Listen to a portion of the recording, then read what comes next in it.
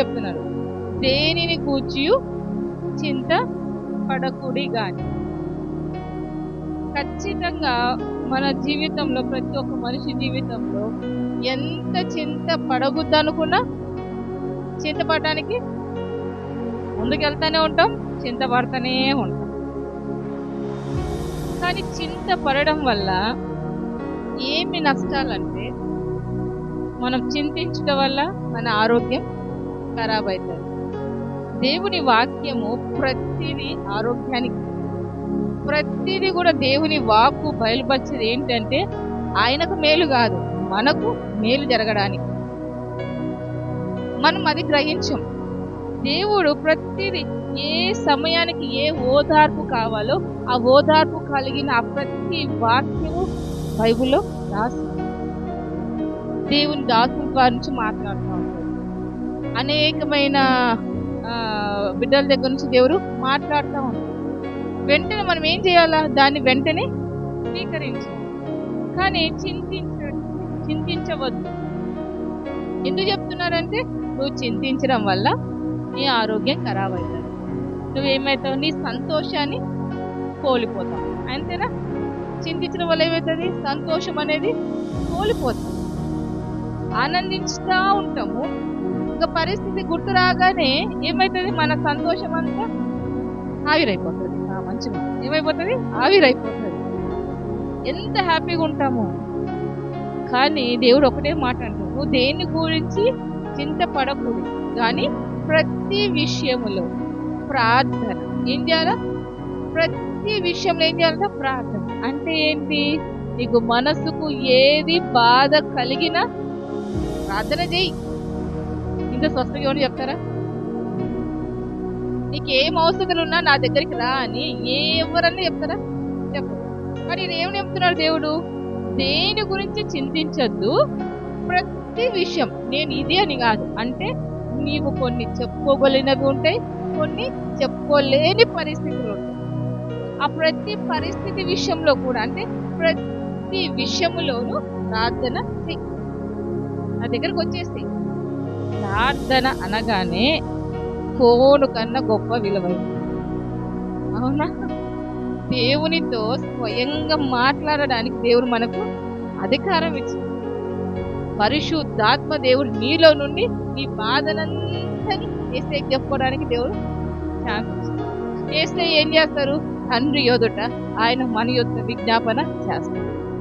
ఎంత చూడండి, మనకు ఎంత ఫెసిలిటీ దేవుడు ఇచ్చినాడు. కానీ ప్రతి విషయంలో ఏమంటున్నాడు? నాకు ప్రార్థన చెయ్యి. నువ్వు చింతిస్తే ఏమి కాదు, అనారోగ్యం అయిపోతావు. ఇంట్లో గలిబిలి మొదలైపోతుంది, చిరాకు వచ్చేస్తావు. ఎంతసేపు నువ్వు ఓపిక పడతావో నీకు ఎప్పుడు నీ పరిస్థితి అన్ని ఆలోచించే కొలది నీ ఇంటి వారి మీద కూడా నువ్వేం చేయడం మొదలు పెడతావు. గదురుకోవడం, చిరాకు పడడం, కోపగించుకోవడం, అవన్నీ నీకు చెయ్యాలని ఉంటుందా? ఉండదు. కానీ ఏం చేస్తావు? నువ్వు చింతించడం వల్ల, ఆలోచన చేయడం వల్ల ఏమవుతుంది? మొదలు పెడతాం. పిల్లల్ని కావాల్సిన సమయానికి అన్నీ పెడుతున్నాం, వాళ్ళని గదులుకోవాలని ఇష్టం ఉంటుందా? ఉండదు. కానీ ఎందుకు? ఆ పరిస్థితి, ఆ సమయంలో అలాంటి పరిస్థితి, ఆ చింత అంతా ఏమైంది? స్వయంగా ఒత్తిడిగా మనం తీసుకునే లోపల అదంతా ఏం చేస్తున్నాం? ఇంటి వారి మీద వేయడం జరుగుతుంది. దానివల్ల ఏమవుతుంది? కుటుంబంలో అసమాధానం. అన్ని నష్టాలేనా? ఒకటి ఆరోగ్యం పోతుంది, రెండోది సంతోషం దొంగలిస్తుంది, మూడోది సమాధానాన్ని కోల్పోతుంది. అందుకే దేవుడు దేనిని కూర్చి చింతపడకూడదు కానీ ప్రతి విషయంలో ప్రార్థన విజ్ఞాపనల చేత కృతజ్ఞత పూర్వకంగా మీ విన్నపములు దేవునికి తెలియచేయడు. విజ్ఞాపనల చేత కృతజ్ఞత పూర్వకంగా. అమ్మో, ఇది చూడండి, ఇలా బాగానే ఉంది ప్రార్థన చేయమని. ఎలా ప్రార్థన చేయాలంట? విజ్ఞాపన చేస్తూ కృతజ్ఞత పూర్వకంగా. అంటే ఏంది? నువ్వు పొందుకోకపోయినా ముందుగానే పొందుకున్నా. ఎలా ప్రార్థన చేయాలంటే నీ చింతలో, నీ బాధలో, నీ కష్టం అంతా దేవునికి చెప్పేసిన తర్వాత నువ్వు ఎలా చెప్పాలంట? కృతజ్ఞతతో చెప్పాలంట. మనం చెప్తామట, ఎంతసేపు నా దేవా నీకు చెప్పినా నువ్వు విన్నావా లేదా? నా మొర ఆలకిస్తున్నావా లేదా? నాకు ఇంకా జవాబు రాలేదు. ఎవరి మీద పోయి ఎగురుతావు? దేవుని మీద పోయి ఎగురు. కానీ ఇక్కడ ఏమంటున్నారు? చింతపడకు కానీ ప్రార్థన విజ్ఞాపన చేద్దాం. ఎలా? కృతజ్ఞత పూర్వకంగా. ఇది బాగా గుర్తుపెట్టుకోవాలి మనం. కృతజ్ఞత పూర్వకంగా మీ విన్నపములు అంటే మీ ప్రతి పరిస్థితి నాకు తెలియజేయి. ఎంత మంచి మనకి సహాయం చేస్తున్నాడు దేవుడు. కానీ కృతజ్ఞత పూర్వకంగా మనం ఏం చేస్తాం? ఏసయ్యా ఏసయ్యా నాకే వచ్చింది కర్మ, ఎవ్వరికి రావద్దయ్యా, నాకే వచ్చింది. నేను పడిన కష్టాలు ఇంకొకరు పడద్దు ఏసయ్యా, ఈ కష్టం వేరే వాళ్ళకి రావద్దయ్యా. ముందు మనకు వచ్చిన కష్టంలో వచ్చి మనం బయట పడాలా. కానీ మనం ఏం చేస్తాం? మనకు వచ్చిన కష్టం ఇంకొకరికి పరాయి వాళ్ళకి రావద్దు ప్రభా, అప్పుడే ప్రార్థన చేస్తాం. ముందు మనకు వచ్చిన చింతని, మనకున్న బాధని అంతా దేవునికి తెలియజేసి ఆ భారం అంతా దేవుని మీద వేసేసి అప్పుడు జయం పొందుకున్న తర్వాత దేవా ఈ పరిస్థితిలో ఎవ్వరు చింతించకుండా సహాయం చేయడం ప్రార్థన చేయాలి. మనమే ముందు చింత అంతా మనమే మోస్తూ ఇతరులకు వచ్చి ఆలోచిస్తా మొదలు పెడతాం. కానీ ఇక్కడ దేవుడు ఏమంటున్నాడు? నీవు బాధపడద్దు కానీ నీ బాధ అంత ఏం చేయాలా? కృతజ్ఞతతో అడగండి. అంటే ఎలా కృతజ్ఞత? దేవుడు చేస్తారు. కృతజ్ఞత అంటే ఏంటి? దేవుడు చేస్తాడు. దేవుడికి సాధ్యం. ఎంత పెద్ద కష్టమైన దేవునికి సాధ్యం. చెప్పండి, ఎంత పెద్ద కష్టమైనా అదే కృతజ్ఞత. అదే కృతజ్ఞత. కృతజ్ఞతతో విన్నపములు తెలియజేయాలంట. దేవా నాకు ఇంత బాధ ఉంది, ఇంత వేదనగా ఉంది, నన్ను సాతాను గాడు ఏం చేస్తున్నాడు అంటే నేను మానసికంగా ఒత్తిడి కావాలని, నేను ఎంత నీలోకి రావాలని ప్రయత్నం చేస్తా ఉన్నా కూడా నాకు మానసిక ఒత్తిడిని, విచారాన్ని, ఆందోళన నాలో కలిగిస్తున్నారు. అవి నాకు వద్దు ప్రవ్వా, నాకు నువ్వు చేస్తావు, నాకు నమ్మకము ప్రవ్వా, నా విశ్వాసము ఎక్కడ సమస్యలిపోవద్దయ్యా, చింతపడద్దు ప్రవ్వా, నేను నీ దగ్గరికి రావాలా. నీ మనసుతో నువ్వు చెప్తా ఉండాలి. ఎందుకు భయపడతావు? భయపడనక్కర్లేదు. ఈ రోజు కాకపోయినా రేపైనా నా దేవుడు చేస్తాడు. ఎప్పటికైనా దేవుడు నన్ను గెలిపిస్తాడు. ఎప్పటికైనా దేవుడు నాకు సహాయము చేస్తాడు. నేను మనుషుల మీద ఆధారపడలేదు, సృష్టికర్త అయిన దేవుని మీద ఆధారపడుతున్నా. జీవం కలిగిన దేవుని మీద నేను ఆధారపడుతున్నా. సైన్యంలోకి అధిపతి అయిన దేవుని ఎదుట నేను ఆధారపడుతున్నా. అదే కృతజ్ఞత. కృతజ్ఞతతో విన్నపములు తెలియజేయమంటున్నాడు. పైకి మాత్రం దేవా నువ్వు ఇది చేస్తే ఇది ఇస్తా, నువ్వు ఇది చెయ్యి నేను ఇది ఇస్తా. వేదిచ్చేది నేనేంది ఇచ్చేది? ఆయననే ఇప్పించుకునేలాగా చేస్తారు. ఆయననే ఇప్పించుకునేలాగా చేస్తారు, ఇప్పించుకుంటారు. ఆయన ఏం లేదు. కానీ అంతకన్నా ముందు ఏంటి ఆయనకు కావాల్సింది? మన హృదయము పూర్తిగా ఆయన మీద ఆనుకోవడం. అది కృతజ్ఞత. అది కృతజ్ఞత విన్నపములు దేవునికి తెలియచేయడం. దేవా నువ్వు చేస్తావయ్యా, నువ్వు చేసి నన్ను సాక్షిగా నిలబెట్టు, తర్వాత దీనికి ఘనముగా నీకేం చేయాలో అది నువ్వు చేయించుకో. నా ద్వారా నుంచి నువ్వు చేయించుకో. మనమే ఆయనకి ఆయన ఇచ్చేది మనము ఇస్తున్నాం. అవునా కాదా? అంతేనా? మనమేమన్నా మన సొంతంగా మనం ఇస్తున్నామా? ఆయన మనకిస్తున్నారు, పోషిస్తున్నారు కాబట్టి మనం ఇస్తున్నాం. అందుకే దేవుని దగ్గరికి రావడం మొదటిగా కృతజ్ఞతతో విన్నపములు తెలియచేయడం అనగానే పూర్ణ హృదయం, నా దేవా నేను చింతపడను, నేను బాధపడను. ఎందుకంటే చింతపడితే అన్ని అనారోగ్యాలు నాకు సంభవిస్తాయి. నేను మానసిక ఒత్తిడికి వెళ్ళిపోతాను, ఒంటరి స్థితిలోకి వెళ్ళిపోతాను. ఇన్ని రోజులేమో పరిశుద్ధాత్మ నాకు తోడుగా ఉన్నాననే ఆనందాన్ని ఏమైపోతాను?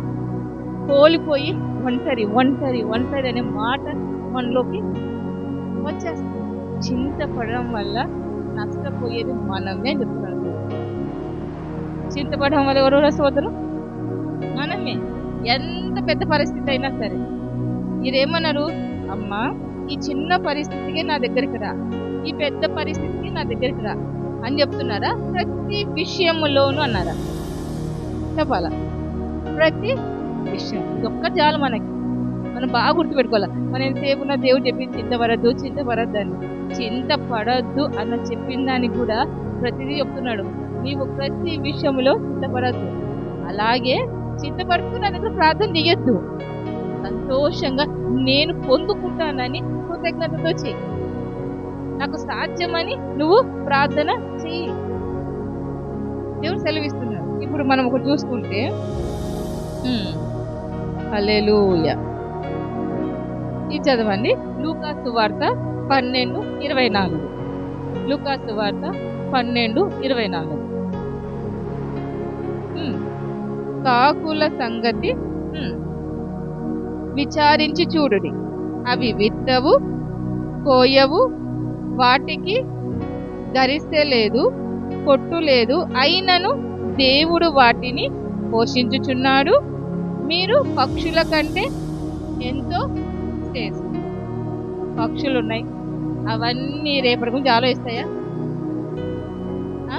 కానీ ఇక్కడ ఏమంటున్నారు? పక్షుల కన్నా శ్రేష్టం అంటున్నారు. ఇంతకన్నా ఏం చెప్తాను? మీరు వాళ్ళ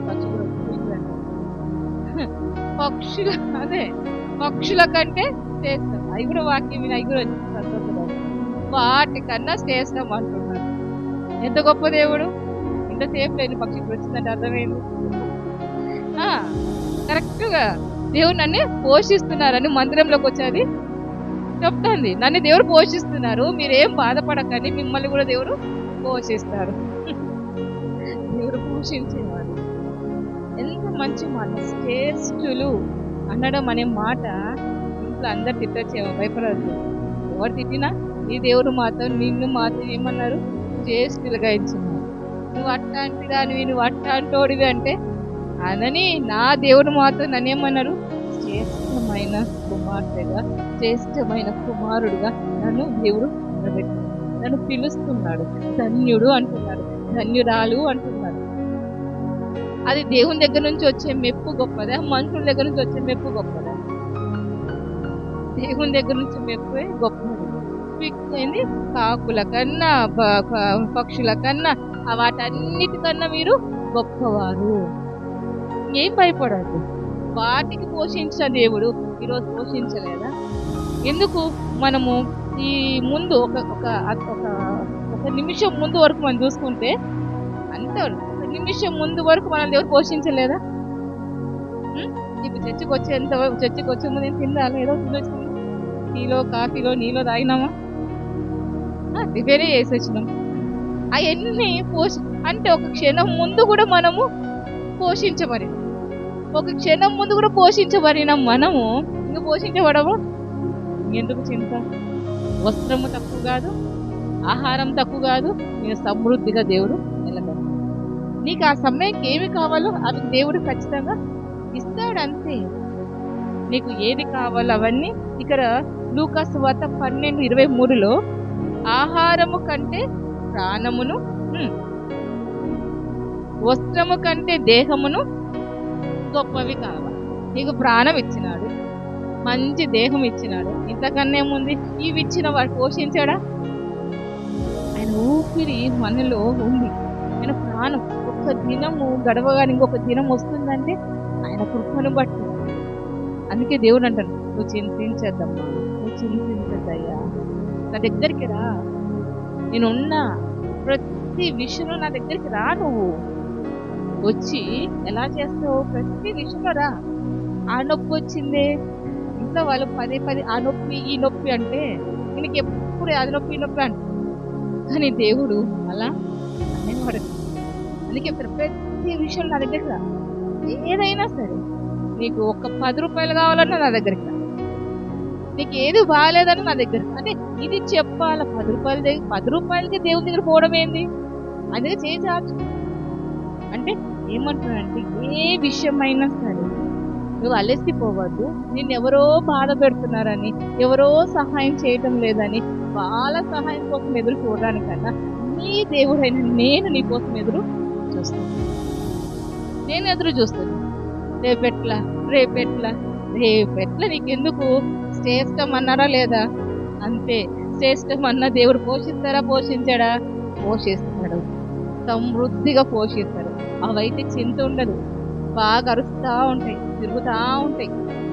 మనమా ఏమైనా బాధ రావాలా, ఎక్కడ మూల కూర్చుంటే అక్కడ మూల. అన్ని పనులు మానేస్తాం, అవి చేయడం మానేస్తాం. అవి చూడు ఎంత సంతోషంగా తిరుగుతూ ఉంటాయి. కానీ వాళ్ళని ఆ పక్షులను శ్రేష్టమన్నారా, మనం శ్రేష్టమన్నారా? మనల్నే శ్రేష్టమన్నారు. అందుకే ఆ శ్రేష్టం అని చెప్పిన ఆ గొప్ప దేవుని దగ్గర ఎలా రావాలా? ఈ తండ్రి నేను అనేక సార్లు ఏమంటారు, మెచ్చుకుంటా ఉన్నాడు, పొగుడుతా ఉన్నాడు. మనమేమో అవి చెవులోకి తీసుకోవటం లేదు. అసలు ఎవరు మనల్ని ఆయన మెచ్చుకోవాల్సిన అవసరం ఏముంది? ఇంట్లో వాళ్ళు చేసి పెడితేనే ఎవరు మెచ్చుకోవటం లేదు కాలంలో, బంధువులు చేసి పెడితేనే మెచ్చుకోవటం లేదు కాలంలో. అది బాగుంది. కానీ జీవము కలిగిన గొప్ప దేవుడు, నువ్వు ధన్యురాలివమ్మా, నువ్వు ధన్యుడవయ్యా, నువ్వు శ్రేష్ఠుడవయ్యా, ఇంతగా అమ్మా అని పిలుచు, నా తండ్రి అని పిలుచు, ఎంతగా దేవా అని పిలుచు, ప్రభువా అని పిలుచు, అన్ని విధాలకి ఏ విధంగా పిలిస్తే పలికేవాడు మన దగ్గర ఉన్నాడు. ఇంతగా మనకి ఏమిచ్చినాడు? అధికారం ఇచ్చినాడు, పిలుస్తున్నారు, నేను గొప్ప చేస్తున్నాడు. అలాంటప్పుడు గొప్ప దేవుని దగ్గర పొందుకునేదాకా నీవు కృతజ్ఞత విడిచిపెట్టు. పొందుకున్న తర్వాత అదొక కృతజ్ఞత, పొందుకునేంత వరకు కూడా కృతజ్ఞత. పొందుకునేంత వరకైనా ఈ దేవుడు నీకు చేస్తున్నాడు. అదే కృతజ్ఞత మనస్సుతో ఏం చేయమన్నారు? విన్నపమును తెలియజేయాలి. అన్న ఉంది దేవుని మందిరానికి వచ్చింది, పిల్లలు లేరు, దేవా నాకు ఒక బిడ్డను దయచి. ఎలా వచ్చిందంటే పెనిని చాలా బాధ పెట్టేది అన్నాని, చాలా దుఃఖం. ఎంత అంటే దామని చాలా చులకన చేసేది. కానీ అవన్నీ విచారణ తెచ్చుకొని వచ్చి దేవుని సన్నిధిలో మొరపెట్టిందా? ఆ చింతంతా వచ్చిందా? అవంతా చాలా దేవుని దగ్గరికి. దేవునికి మాత్రం కృతజ్ఞత నువ్వు ఒక్కడనే చెయ్యగలవు. వాళ్ళన్నారు, వీళ్ళన్నారు, వీళ్ళు ఇలా చేసినాడు అని ఏమి విన్నపములు తెలియజేయలే. కృతజ్ఞతతో విన్నపం తెలియజేస్తున్నాడు. నాకు ఈ లోటు ఉందయ్యా, నాకు ఇది కావాలయ్యా, ఇది నువ్వు ఇస్తావయ్యా, ఒక్క బిడ్డను దయచి. ఏం చేసింది? ఒక్క బిడ్డ నాకు దయచి, నేను నీకు ఇచ్చేస్తా, మళ్ళీ ఈ పని కొరికే ఇచ్చేస్తా, నాకు ఈ ప్రభు అంటే చింతించాల్సిన వాటంతా చింతంతా తెచ్చి దేవుని దగ్గర పెట్టలేదు. కానీ దేవుని గొప్పతనాన్ని మాత్రమే ఆయన తెలియజేస్తూ కృతజ్ఞతతో దానికి కావాల్సింది అడిగి పొందుకుంటాం. మనం ప్రార్థన చేసినప్పటి నుంచి, మొదలు పెట్టినప్పటి నుంచి అన్ని గుర్తొస్తా ఉంటాయి. వాళ్ళు ఇదన్నారు, వీళ్ళు ఇదన్నారు. అది కాదు, అది కృతజ్ఞత అవుతుందా? కాదు. కృతజ్ఞత అంటే నీ దేవునికి రాజ్యం, నీ దేవునికి రాజ్యం, నేను నమ్మిన దేవునికి రాజ్యం, నేను ఆరాధించే దేవునికి రాజ్యం. ఆయన వినే దేవుడు. ఏమి చెప్పండి? ఆయన వినే దేవుడు, ఆయన మాట్లాడే దేవుడు, ఆయన సహాయము చేసే దేవుడు, ఆయన తన కోగిటిలో దాచుకునే దేవుడు. ఆ గొప్ప దేవుని దగ్గర ఏం చేయాలా? కృతజ్ఞతతో విన్నపము దేవునికి తెలియజేయాలి. అలాగే చేసేదాన్ని. ఆ ప్రార్థన దేవుడు విన్నాడు. మనుషులకు అర్థం కాలేదు. మనుషులకు ఏలి దైవజనులకు అర్థమైందా? అర్థం కాల. తర్వాత నేను మత్తురాలు కాదయ్యా, నేను దేవుని దగ్గర కుమ్మరిస్తున్నాను. కృతజ్ఞతతో నా మనస్సును దేవుని దగ్గర, నా విన్నపమును దేవునికి తెలియజేస్తున్నాను. అప్పుడు ఏలి ఏమన్నాడు? ఏమడిగినావమ్మా అని అడగలేదు. ఏం అడిగినావు అది పొందుకునుగాక. ఆమేన్. ఏంటి? ఏమడిగినావో పొందుకునుగా. అంటే కృతజ్ఞతతో తెలియజేసే విన్నపం ఖచ్చితంగా జయం మనదే. అందుకే స్టేజ్లు అని పొగిడిన తర్వాత కూడా మనం ఇంకా చింతించినాం అనుకోండి, మన అనారోగ్యానికి బాధ్యతలు ఎవరు? మనమే. మన సంతోషం పోయింది అనడానికి కారణం ఎవరు? మనమే. మన సమాధానం పోగొట్టుకున్నామంటే ఎవరు కారణం? మనమే. సమాధానం దేవుడు చేస్తారు. ఇంట్లో వాళ్ళు ఏమైనా అన్ని పర్వాలేదు, ఆ దేవుడు చేస్తారు. అంతవరకు నేను నిరీక్షణతో ఎదురు చూస్తాను. 1 పేతురు 5:7 చూద్దాం. 1 పేతురు 5:7. ఆయన మిమ్మును గూర్చి చింతించుచున్నాడు గనుక మీ చింత యావత్తు ఆయన మీద వేయుడి. ఏమంటున్నాడు? ఆయన మిమ్మును గురించి చింతిస్తున్నాడు. ఇక్కడ ఏమైంది? ఇంతసేపు ఏం చెప్పినాడు? నువ్వు చింతపడద్దమ్మా, ప్రార్థన చేయి, విజ్ఞాపన చేయి, కృతజ్ఞత పూర్వకంగా నీ విన్నపంలో నాకు తెలియజేయి అని ఎంతగా ఓదార్చినాడు. ఓదార్చినా కూడా మళ్ళీ భారమంతా భరిస్తుంటే మీరేమంటున్నారు? ఆయన మిమ్మల్ని కూర్చి చింతిస్తున్నారు. నేను అన్నిసార్లు చెప్పినా కూడా నేనే మోస్తా, నా కష్టాన్ని నేనే మోస్తా. రేపు నా బిడ్డలకి ఆ చదివించాలా, ఆ డబ్బులు ఎట్లా, నా బిడ్డలకి ఆ స్థలం కొనాలా, డబ్బులు ఎట్లా. సమయానికి పిల్లల కోసం ఏ ఆశీర్వాదం దేవుడు ఏర్పాటు చేసినాడో ఆ సమయాన్ని దేవుడు ఇస్తాడు. ఆమేన్, ఆమేన్. ఏది ఏర్పాటు చేస్తున్నాడో అది ఖచ్చితంగా దేవుడే చూసుకుంటారు, మనకు కూడా సహాయము చేస్తారు. ఒక సహోదరి ఉంది, ఒక సాక్ష్యం ఏంటంటే చెప్పిన ఆల్రెడీ ఒకసారి. ఒక పాము పుట్టింది, కొడుకు, ఒకడే కొడుకు. ఆమె పుట్టాన్ని వేరే చర్చిలో ఆమె ఏం చేసింది అంటే, అలా చేయమని నేను చెప్పను కానీ, మొన్న విశ్వాసము ఆమె చింతించకుండా ఆమె ఏం చేసింది, వెంటనే నా కొడుకుని తీసుకుని దేవుని మందిరానికి తీసుకుంది, బలిపీఠం దగ్గర పెట్టింది. పాస్టర్ గారు కూడా భయం పుట్టింది. ఇప్పుడు పాము పుట్టిన ఎక్కడ తీసుకెళ్ళాలి? ఏం తీసుకెళ్ళి హాస్పిటల్కి తీసుకెళ్ళాలి. ఆమెకి ఎంత బాధ ఉంటుంది తల్లికి? ఏ తల్లికైనా బాధ ఉండదా? ఎంత వేదన, ఎంత కన్నీళ్ళు. వచ్చి బలిపీఠం దగ్గర వేసి ప్రార్థన చేస్తాను. ఏంటమ్మా నువ్వు హాస్పిటల్కి తీసుకెళ్ళాలంటే, నా దేవుడు నా కొడుకుని బ్రతికిస్తాను, తీసుకొని బ్రతికిస్తాను, నా కొడుకుని దేవుడు బ్రతికిస్తాను, దేవునికి అప్పగిస్తాను అని చెప్పేసి ప్రార్థన తీసుకొని వచ్చింది. రాత్రి అంతా ప్రార్థన. పాస్టర్ గారికి ఏమో గుండెలు ఏమవుతుంది, భయం పుట్టుకుంది. కానీ ఆమె విశ్వాసాన్ని చూసి ఏమి అనలేకపోతుంది. కానీ ఆమె విశ్వాసము గొప్ప. చింతించలే, ఏడవల, పోరాడుతుంది దేవునితో. ఆ కొడుకు గంటకు నిజం చెప్పని సెల్లు పక్కన ఉంటుంది అంటే చూస్తామా చూడమా? అట్లీస్ట్ పనుకున్నప్పుడు అటు నిద్రపోయేదాకా అటు చూస్తామా లేదా? అమ్మ దేవుని దగ్గరికి బలిపీఠం దగ్గర వచ్చారు, పిల్లోని వేసేసి మోకరించి ప్రార్థన చేసి పిల్లోడు ఎలా ఉన్నారని కూడా చూడలేదు. రాత్రి అంతా ఆమె ఏం చేస్తుంది? దేవుని దగ్గర కృతజ్ఞత, దేవుని దగ్గర నువ్వు చేయగలిగిన దేవుడవని, నువ్వు చేయగలిగిన దేవుడవయ్యాలి. కృతజ్ఞతతో దేవునికి విన్నపము తెలియజేస్తుంది. అడుగుతూ పిల్లోని చూడటం దేవుని వైపే చూస్తాను. కానీ దేవుని ఉదయానికల్లా పిల్లోడు లేచి అమ్మా అమ్మా అని తగ్గినప్పుడు కళ్ళు తెచ్చింది. ఆమేన్, ఆమేన్. ఎంత చింత, ఎంత వేదన, ఇంతకన్నా గొప్ప చింత వస్తుంది మనకి? చెప్పండి. అంత వేదన, గుండె పగిలిపోయేంత వేదన ఉన్నా బంధువులందరూ తిరుగుతున్నారు. పాస్టర్ గారి దగ్గర వచ్చి ఏంటో ఈమెకు నువ్వన్నీ చెప్పొచ్చు కదా అయ్యా అని. ఏం చెప్పాలి అయ్యా? విశ్వాసాన్ని సమస్యలు చేయగలుగుతారా?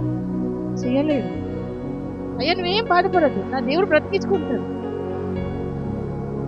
చనిపోయినా నేనేం బాధపడను, కానీ నా దేవుడు అయితే బ్రతికిస్తాను. నాకు ఆ గొప్ప నిరీక్షణ ఉంది. అదే కృతజ్ఞత అనేది ఏంటంటే దేవుడు చెయ్యగలిగిన వాడు. హల్లెలూయా, హల్లెలూయా. కృతజ్ఞత అంటే ఏంటి? దేవుడు చెయ్యగలిగిన వాడని ఆ బాధంతా, విన్నపం అంతా దేవుని దగ్గర తెలియజేస్తాం. ఇటు కూడా చూడలేదు. మనమైతే ఎన్నిసార్లు చూస్తాము? స్తోత్రం స్తోత్రం స్తోత్రం అయ్యా నా కుమారుని బ్రతికించావా, స్తోత్రం అయ్యా నా కుమారుని బ్రతికించావా. నిజమా కాదయ్యా? ఏ తల్లి అయినా ఎట్లా ఉంటుంది? ఏ తల్లి అయినా ఎట్లుంటుంది? కానీ దేవుని మీద పూర్తిగా పాము కుట్టిన, అది ఏదో పెద్ద పాము అంట, మళ్ళీ ఆ పాము ఏదో డేంజరింగ్, చనిపోయే పాము, అదే ఆ కుట్టడం కరుస్తానే దేవుడు ఆమెలో ఉన్న విశ్వాసం, ఆ తల్లిలో ఉన్న విశ్వాసం దేవుడు స్వస్థపరచు. ఇప్పుడు పెద్ద ఫారెస్ట్ డిపార్ట్మెంట్లో గొప్ప ఆఫీసర్ అయ్యాడు. హల్లెలూయా, హల్లెలూయా. దేవునికి అసాధ్యమైంది ఉందేమన్నా? ఏమీ లేదు. అందుకే ఇది ఏమంటున్నది, ఎంత మాట ఆయన మిమ్మల్ని గూర్చి చింతించుచున్నాడు. నా దగ్గరికి రారే, నన్ను అడగరే, ఎంతగా నేను చెప్పున్నానే కృతజ్ఞతతో నాకు తెలియజేయడి అని, అయినా కూడా నా దగ్గరికి రారే. కనుక మీ చింత యావత్తు ఆయన మీద వెయ్యు. ఏదైనా ఇది కష్టము అనేదానికి ఏది లేదు. ఇప్పుడు కష్టమే, నువ్వు జయించే టయానికి మాత్రం అది ధారాళమైపోతుంది. హల్లెలూయా. ఏ సమయానికి అప్పటికి ఏమవుతుంది, కానీ ఆ కష్టంలో ఏం చేయాలా? నిలబడు, నమ్మకంగా నిలబడు. నువ్వు బాధపడుతూ విన్నపం తెలియజేస్తే మాత్రం ఏమి ప్రయోజనం లేదు. ఆయననే దేవుణ్ణి చింత పెట్టేలాగా చేస్తున్నాడు. ఆయన పొగుడుతున్నాడు, నువ్వు శ్రేష్టమైన కుమార్తెవు, శ్రేష్టమైన కుమారుడవు, ధన్యుడవు, ధన్యురాలవి అని నిన్ను పొగడుతూ అని ఆయన చేస్తూ ఉంటే మనం ఏం చేస్తున్నాం? ఆయనను పదే పదే బాధపడుతున్నాం. మనం బాధపడేది కాకుండా ఆయనను కూడా బాధపడుతున్నాం. ఆయన ఏమంటున్నాడు? నువ్వు నాకు అప్పగించు, నువ్వు అప్పగించి చెయ్యి, నేను చూస్తాను. సమయానికి అన్ని చేస్తాను. ఏ సమయంలో నీకు ఏది ఇవ్వాలో దేవునికి అన్ని తెలుస్తాను. ఎందుకంటే మనకు తెలిసినప్పుడు అంటే సమయానికి పొందుకుంటాం. అంటే సమయానికి ఎందుకు ఇస్తారంటే, ఆ సమయం రాకముందే పొందుకున్నాం అనుకోండి, దాని గురించి విలువ మనకి తెలియదు, దాన్ని ఎట్లెట్లనో చేస్తాం. అదే మనకు దాని విలువ తెలిసినప్పుడు, ఆ సమయానికి పొందుకున్నప్పుడు అది దేవుడు ఇచ్చినాడని జాగ్రత్తగా దాన్ని కాపాడుకుంటాం, చేస్తాం, కృతజ్ఞత చెల్లిస్తూ ఉంటాం, ఎంతో రుణపడి ఉంటాం. ఆయనకు తెలుసు. కానీ అంతవరకు ఏం చేయాలా? కృతజ్ఞతతో విన్నపం తెలియజేస్తానే ఉంటుంది. చింతపడద్దు. కృతజ్ఞతతో విన్నపం. నా స్థితి ఇంతే ఉంది, అప్పుడు అంతే ఉంది, ఇప్పుడు అంతే ఉంది, ఇక రేపు మారుతాయో మారవో. ఎంతసేపు మారుస్తే ఆయన రెప్పపాటులో కార్యాలు చేస్తారు. రెప్పపాటులో దేవుడు అద్భుతాలు చేసేవాడు. అన్న ఏమైపోయింది? ప్రార్థన చేసింది కదా, చేసిన తర్వాత ఏం చేసింది? తర్వాత పోయి దుఃఖ కాంతురాల ఇంటికి వెళ్ళిందా, సంతోషంగా ఉన్నిందా, దుఃఖ ముఖమే మానేసిందంట. కృతజ్ఞతతో విన్నపము దేవునికి తెలియజేసిన తర్వాత దేవుని దగ్గర నుంచి అడిగి పొందుకున్నాను ముందే నమ్మేసి దుఃఖ ముఖమే మానేసింది. మనం ఏం చేస్తాం? ఎన్నిసార్లు దేవునికి అప్పగించింటామో అప్పగించినంత వరకే, తర్వాత మాత్రం మళ్ళీ తిరిగి ఆ దుఃఖ ముఖము, ఆ దుఃఖ మనసు, ఆ దుఃఖ వేదన అన్నీ భరిస్తూనే ఉంటుంది. అప్పుడు ఆయన ఏమి చేయగలవాడు? ఆయన చెయ్యగలిగిన వాడే, కానీ చెయ్యలేని స్థితిలోకి ఎవరు తీసుకెళ్తున్నారు? మనమే తీసుకెళ్తాం. నీ చింత యావత్తు ఆయన మీద వెయ్యుడి అంటున్నాడు. మనం వేస్తున్నాము, వెయ్యనందుకే లేట్ అవుతుంది. అట్లెట్లా మేము ప్రార్థన చేస్తున్నాం, దేవునికి అప్పగిస్తున్నాడు. ప్రార్థన చేసే సమయం అంతవరకే అప్పగిస్తున్నాం. ఆమెన్ తర్వాత ఆయనకేంది ఇచ్చేది? మనమే మోసుకోవాలా. ఆయన ఆ మూటను ఏం చేస్తున్నాం? మళ్ళీ మన భుజాల మీదకి మనం తీసుకొని అప్పగించిన తర్వాత ఆడికే దేవునికి వదిలేయాలి. దేవుడు ఘనమైన కార్యాలు చేస్తాడు. ఆయన శక్తిమంతుడు. ఒకసారి మళ్ళీ చదువుకుంటాం. ఎన్నోది?